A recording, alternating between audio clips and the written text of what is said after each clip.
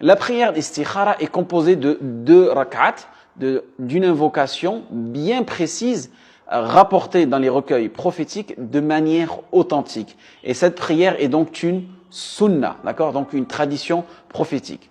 Pourquoi la prière de recherche du bien est importante? La cause la plus évidente de cette importance est le fait que l'homme a besoin de l'aide de son Seigneur, car sans lui, sans Allah subhanahu wa ta'ala, tu es perdu. Et ainsi, il est très très important de demander l'aide d'Allah subhanahu wa ta'ala dans ses choix, car Allah subhanahu wa ta'ala, il est le très savant, al-alim, et il est le très sage, al-hakim. Notre Créateur sait parfaitement ce qui est un bien pour nous et ce qui ne l'est pas. Et il est donc nécessaire pour chacun d'entre nous de demander à Allah subhanahu wa ta'ala de nous guider vers le bien.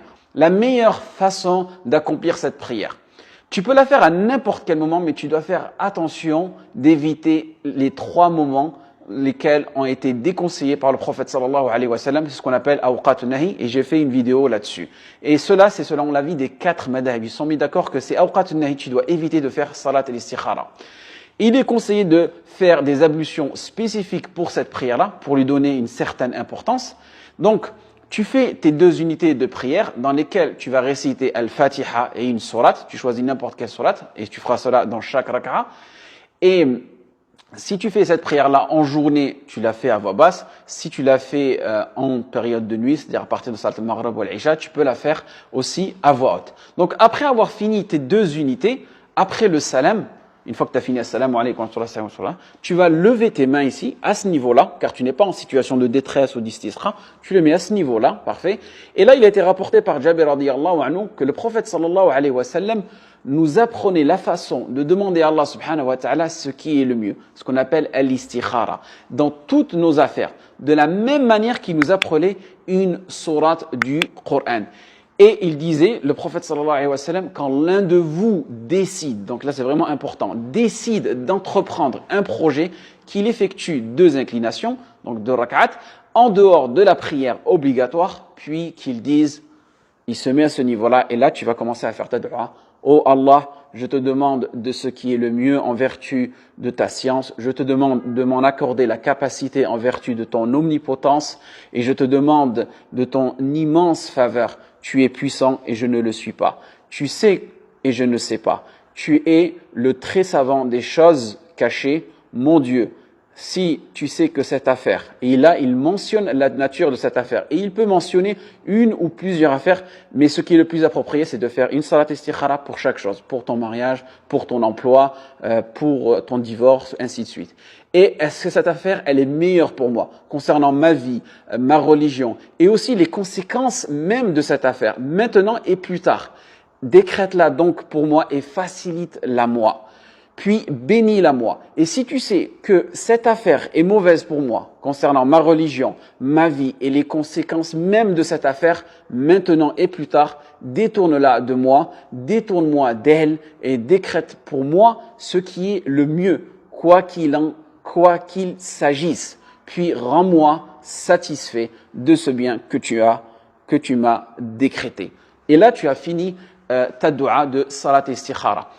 Et dans ce hadith, ce qu'il faut bien comprendre, c'est que dans ce hadith-là, on dit « Idha hamma ahadukum bil amr ». C'est-à-dire que quand l'un de vous décide d'entreprendre un projet, et non pas si tu as des doutes, d'accord? Seulement si tu as décidé « Idha hamma ». Car si tu as des doutes et tu fais cette prière-là va ne rajouter que des doutes, et même tu vas ouvrir une porte à Iblis, à Shaitan, pour en profiter de te rajouter des wasawis dans ce que tu vas entreprendre. Donc, il faut bien comprendre ce point-là, de si tu as décidé. Parfait? Ensuite, il faut que tu comprennes que si Allah subhanahu wa ta'ala, il se peut qu'Allah subhanahu wa ta'ala décrète pour toi un bien, mais ce bien, il va être pour toi temporaire. Admettons que tu te maries avec une personne et voilà, après quelques années, vous divorcez et ensuite tu te remaries avec une autre personne. Tu sais pas, peut-être que dans 15 ans, les enfants que tu as eu issus de ce premier mariage deviendront la prunelle de tes yeux. Donc, il faut bien comprendre le bien, al-khayr, dans toutes ses dimensions, de manière temporaire ou de manière permanente. Ensuite, ce qu'il faut que tu saches, c'est lorsque tu demandes à Allah subhanahu wa ta'ala de choisir pour toi, laisse Allah subhanahu wa ta'ala choisir pour toi et sois-en satisfait, car tu ne sais pas où est-ce qu'est le khair pour toi. C'est pour cela que vous avez pu remarquer, à la fin de la dua, qu'est-ce qu'on dit? Rends-moi satisfait de ce bien que tu m'as décrété. Ensuite, cela montre que tu as un autre niveau de foi, encore bien plus élevé, car tu es satisfait, tu as le cœur reposé et apaisé de ce qu'Allah subhanahu wa ta'ala a décrété pour toi, et cela, peu importe ses conséquences. Maintenant, est-ce que je dois dire exactement ce qui a été rapporté dans cette dua ou pas?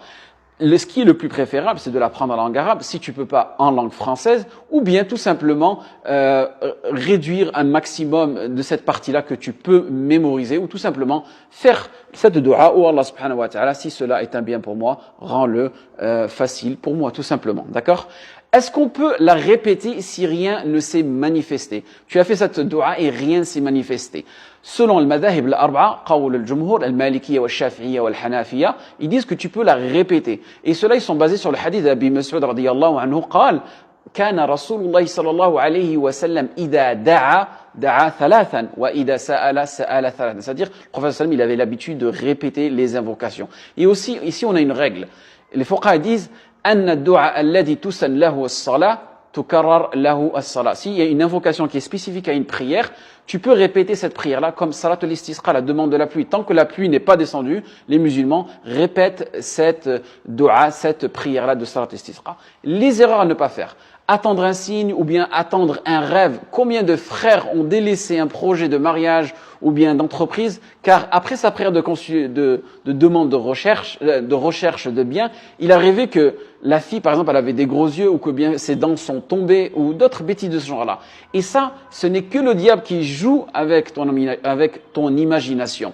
Car lorsque tu fais ta prière de recherche de biens, tu t'engages dans ton projet, d'accord? Si ça marche, alors c'est un bien pour toi. Si ça ne marche pas, alors ce projet était un mal pour toi. Parfait? Ensuite, ce qu'il faut savoir, pour faire la prière de recherche de biens, de demande de biens, il n'est pas obligatoire d'être face à un choix entre deux choses, d'accord? Tu as qu'un seul projet et tu demandes à Allah subhanahu wa ta'ala de choisir ce qui est le mieux pour toi. Parfait? Ensuite, dernière petite recommandation, on ne peut pas faire de prière de consultation pour des choses qui sont obligatoires ou interdites. Par exemple, il n'est pas autorisé de faire la prière de demande de biens, de recherche de biens, pour savoir si tu dois faire tes 5 prières ou pas. Est-ce que tu dois arrêter de fumer la cigarette ou de boire de l'alcool? Car à la base, ce sont des choses obligatoires, ce sont des choses interdites. Parfait? Donc cette prière-là, elle se fait dans les choses qui sont halal. Parfait? Ni obligatoires, ni interdites. Et aussi, lorsque tu fais cette prière-là, tu dois avoir le cœur sain, tu vas avoir le cœur serein que ce qu'Allah subhanahu wa ta'ala choisira pour toi est un bien fi dunya wal akhirah wa faqallahu jami' lima yuhibbu wa yarda, en espérant que ce rappel soit bénéfique pour vous et moi. Wassalamu alaikum wa rahmatullah wa barakatuh.